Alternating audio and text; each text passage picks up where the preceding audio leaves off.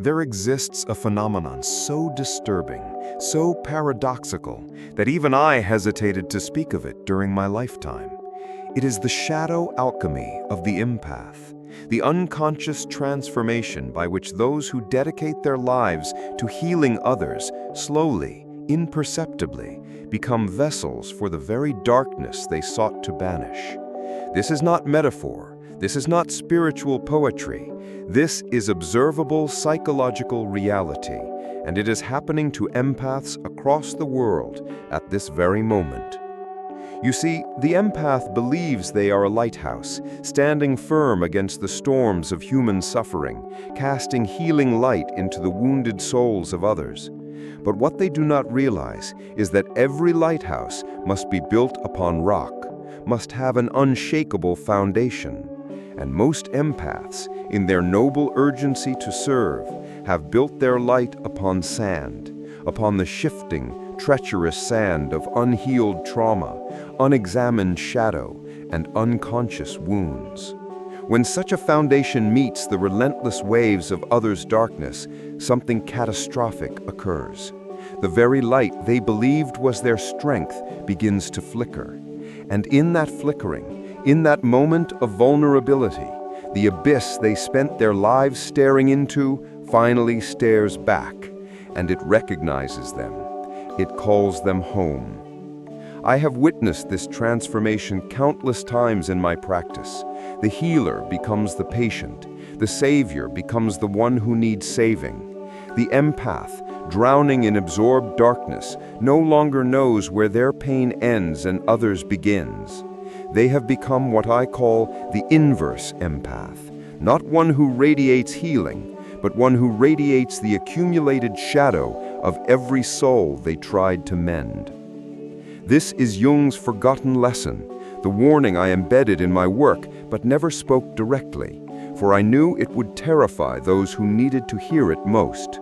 The empath who does not know themselves becomes a conduit not for healing, but for the unconscious spread of unintegrated darkness. They become unwitting agents of the very forces they thought they were fighting. But before we descend into this psychological underworld, we must understand how this transformation begins. It starts so innocently, so beautifully, with a single act of compassion. Perhaps you were a child who noticed your mother's sadness before she did. Perhaps you felt your father's rage building in the silence between his words.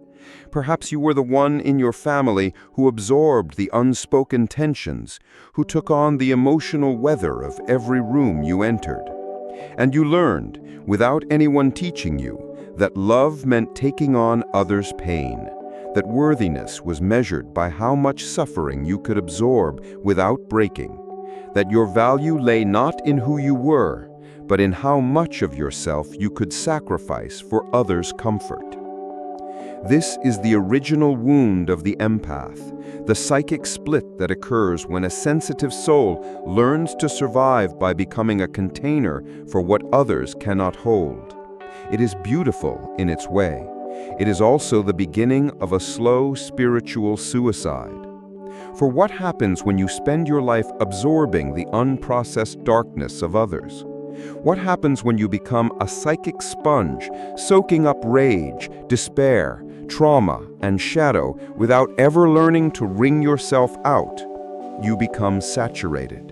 You become heavy with a darkness that was never yours, but now lives in your nervous system, your dreams, your unconscious reactions.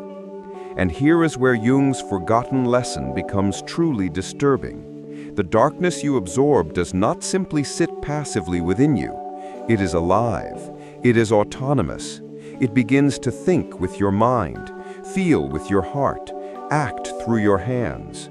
You believe you are still the healer, still the one bringing light, but you have become infected by the very poison you sought to extract from others. I call this phenomenon shadow osmosis. Just as a membrane allows certain substances to pass through while blocking others, the empath's psychic boundaries, weakened by years of overextension, begin to allow the passage of unconscious contents that should remain contained. The empath becomes a carrier of others' unintegrated shadow material, spreading it unconsciously through their relationships, their work, their very presence. You may recognize this in yourself if you have ever noticed that despite your best intentions, drama seems to follow you. Conflicts arise wherever you go. People around you become more agitated, more reactive, more unstable. You tell yourself it is because you attract wounded souls, because you are called to help the broken. But what if the truth is more disturbing? What if you have become an unconscious catalyst for the very chaos you seek to heal? This is not your fault. This is the inevitable result of shadow work done backwards, of trying to heal the world before healing the self. The empath, in their beautiful, tragic nobility, attempts to become a human antidote to suffering. But poison cannot be neutralized by more poison. Shadow cannot be healed by absorbing more shadow. Only light can transform darkness, and that light must first burn bright within the healer themselves. But here we encounter the empath's deepest resistance. To turn inward, to focus on their own healing, feels like selfishness. It feels like abandoning their sacred duty. The empath has built their entire identity around being needed, around being the one others turn to in crisis. To suggest they step back, to prioritize their own wholeness, threatens the very foundation of their self-worth. And so they continue, driven by what they believe is compassion, but what is often unconscious grandiosity. They continue to absorb, to take on, to carry what others will not hold. They continue to believe they are strong enough, pure enough, called enough to transform the world's darkness through the power of their sacrifice. But sacrifice without wisdom is not service. It is spiritual suicide. And the empath who pursues this path eventually discovers that they have not transformed the darkness they absorbed. Instead, it has transformed them. The signs of this transformation are subtle at first. The empath notices they are more irritable than usual, more prone to sudden bursts of anger that seem to come from nowhere. They find themselves having thoughts that feel foreign, desires that disturb them, impulses that contradict their values. They begin to act in ways that surprise them, saying things they never thought they would say, doing things that go against their nature. And still they do not see. Still they believe they are the healer, the helper, the one bringing light. They cannot see that they have become a shadow puppet, dancing to the tune of all the unintegrated darkness they have absorbed over the years. They cannot see that their very presence now triggers in others the same kind of instability they once sought to heal. This is the tragedy of the unaware empath. They become carriers of the collective shadow, unconscious agents spreading the very suffering they dedicated their lives to ending. And because they cannot see it, because their identity depends on seeing themselves as healers, they continue to cause harm while believing they are doing good. But there is another level to this phenomenon, one that ventures into territory most psychologists dare not explore. The empath who has absorbed enough shadow material begins to attract not just human darkness, but archetypal darkness. They become a magnet for what I call shadow entities, autonomous complexes that exist in the collective unconscious and seek vessels through which to express themselves in the world. These are not demons in the religious sense, but psychological realities nonetheless. They are concentrated patterns of destructive energy that have been fed by centuries of human unconsciousness. And the empath who has weakened their psychic boundaries through years of unprotected absorption becomes an ideal host. You may think this sounds like medieval superstition, but I assure you it is not. In my work with the most disturbed patients, I have repeatedly encountered evidence of psychological possession, situations where individuals become inhabited by autonomous complexes that operate independently of their conscious will. And empaths, with their naturally porous boundaries and their tendency to invite in whatever they encounter, are particularly susceptible to such invasions. The possessed empath is a terrifying sight to behold. They maintain the language of healing, the gestures of compassion, the appearance of service. But beneath the surface, something else is operating. Something that feeds on chaos, that thrives on others' pain, that uses the empath's reputation for goodness to spread its influence more effectively. I have seen empaths become cult leaders, using their sensitivity to manipulate followers. I have seen them become energy vampires, draining others while believing they are helping. I have seen them become agents of psychological destruction, leaving a trail of damaged relationships and broken souls while maintaining the belief that they are instruments of healing. And the most disturbing part is that they often are gifted. They do have genuine empathic abilities. They can read energy, sense emotions, perceive what others cannot. But these gifts, when wielded by a psyche infiltrated by shadow, become tools of manipulation rather than healing. This is why I always insisted that the wounded healer must first heal themselves. This is why I emphasized the necessity of shadow work, of confronting one's own darkness before attempting to heal others. The empath who skips this essential step becomes not a healer, but a multiplier of suffering, spreading unconscious infection wherever they go. But how does one recognize if they have fallen into this trap? How does the empath know if they have become the very darkness they sought to heal? The signs are often subtle, masked by the ego's need to maintain its identity as a helper. First, notice the quality of your relationships. Do people around you become more unstable, more dramatic, more prone to crisis after spending time with you? Do conflicts seem to follow you wherever you go? Do you find yourself at the center of repeated patterns of chaos and trauma? Second, examine your motivations honestly. When you help others, what do you truly need from them in return? Is it their gratitude, their dependence, their admiration? Do you feel empty when you are not needed, lost when there is no crisis to solve, worthless when others are functioning well without you? Third, observe your emotional state. Are you carrying anger that feels too big for your personal experiences? Do you have thoughts of violence, revenge, or disruption that seem to come from somewhere outside yourself? Do you find yourself enjoying others' pain, even while outwardly expressing sympathy? Fourth, look at the results of your healing work. Are the people you help actually getting better, or do they remain dependent on your intervention? Do they grow stronger and more autonomous, or do they become more fragmented and needy? Do your relationships promote healing or perpetuate wounding? If you recognize yourself in these descriptions, do not despair. Recognition is the first step toward liberation. The empath who has become infected by shadow can heal, but it requires a different kind of courage than they are used to.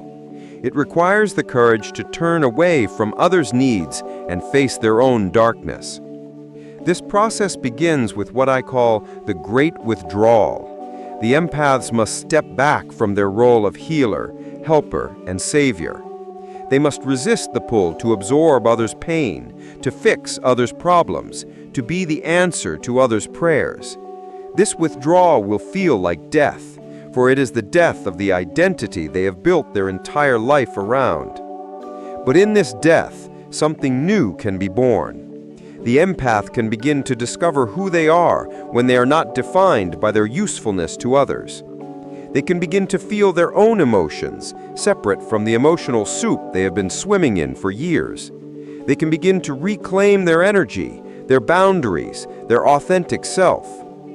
The shadow work that follows is intensive and often disturbing. The empath must face all the darkness they have absorbed, all the unconscious contents they have been carrying, all the ways they have been infected by others' unhealed wounds. They must learn to differentiate between what is theirs and what belongs to others, what serves healing and what perpetuates harm. This is not comfortable work. The empath will encounter rage they did not know they carried, selfishness they thought they had transcended, destructive impulses that contradict their self-image. They will discover that they are not as pure as they believed, not as evolved as they hoped, not as different from those they sought to heal as they imagined. But this discovery is liberation, for only when the empath owns their own shadow can they stop unconsciously projecting it onto the world. Only when they face their own darkness can they stop absorbing others' darkness. Only when they heal their own wounds can they offer genuine healing to others. The transformed empath who emerges from this process is radically different from the one who began it. They no longer need to be needed. They no longer derive their worth from their usefulness to others. They no longer absorb others' emotions as if they were their own. They have developed what I call sovereign empathy, the ability to feel with others without losing themselves in the process. This sovereign empath is far more effective as a healer than they ever were in their unconscious state. Because they are no longer driven by their own unmet needs, they can see others clearly. Because they are no longer carrying others' shadow, they can offer genuine light. Because they have faced their own darkness, they can guide others through theirs without becoming infected by it. The sovereign empath has learned the most important lesson of all, that true healing happens not through absorption, but through reflection. Not through carrying others' burdens, but in helping others to learn to carry their own. Not by becoming others' savior, but by empowering others to save themselves. This is the empath redeemed, the wounded healer who has completed their own healing journey and can now serve from a place of wholeness rather than woundedness. They no longer attract chaos because they no longer carry chaos. They no longer spread darkness because they have learned to transform their own darkness into light. But this transformation is not a one-time event. It is an ongoing process, a constant vigilance, a daily choice to remain conscious rather than slip back into unconscious absorption. The redeemed empath must continue to monitor their boundaries, to check their motivations, to examine the results of their actions. They must resist the seductive pull of the savior complex, the temptation to believe they can heal the world through their sacrifice. They must remember that their primary responsibility is to their own wholeness, for only from wholeness can genuine healing flow. And they must have the courage to say no, to turn away from those who would use them as a dumping ground for their unprocessed emotions, to refuse to enable others' unconsciousness, even when such refusal is met with anger, guilt, or manipulation. This is perhaps the hardest lesson for the empath to learn, that true compassion sometimes looks like cruelty, that genuine love sometimes requires boundaries, that real healing sometimes demands that we allow others to face their own darkness rather than absorbing it for them. The empath who learns this lesson becomes truly dangerous to the forces of unconsciousness. They become immune to manipulation, resistant to projection, impervious to emotional blackmail. They become a clear mirror that reflects truth rather than a murky pool that absorbs everything thrown into it. And in becoming this clear mirror, they offer the world something far more valuable than endless absorption. They offer the possibility of genuine transformation, the opportunity for others to see themselves clearly and choose healing over unconsciousness, growth over stagnation, light over darkness. This is Jung's forgotten lesson, finally remembered and embodied. The empath's greatest service to the world is not to absorb its darkness, but to transform their own, not to carry others' shadows, but to shine so brightly with their own integrated light that others are inspired to do the same.